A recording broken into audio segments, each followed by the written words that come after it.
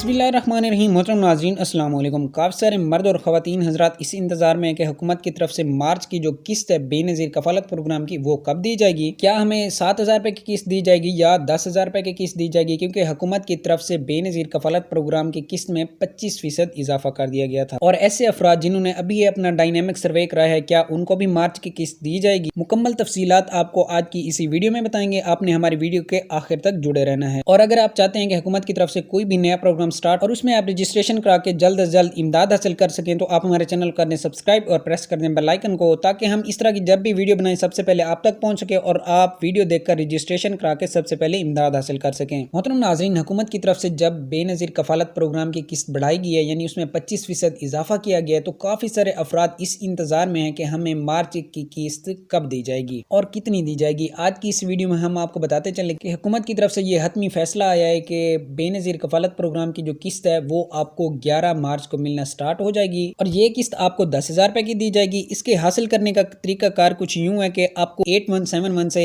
Message आएगा कि आपके अकाउंट में बेनज़ीर कफ़ालत प्रोग्राम की 10,000 रुपये की किस्त मुंतकिल कर दी गई। उसके बाद आपने जाना है बेनज़ीर कफ़ालत प्रोग्राम की किसी भी करीबी दुकान पर, वहां के आप अपनी किस्त निकलवा सकते हैं या आप खुद भी ATM से अपनी किस्त निकलवा सकते हैं। तो आज की वीडियो यहीं तक थी, मिलते हैं नेक्स्ट वीडियो में, तब तक के लिए अल्लाह हाफिज।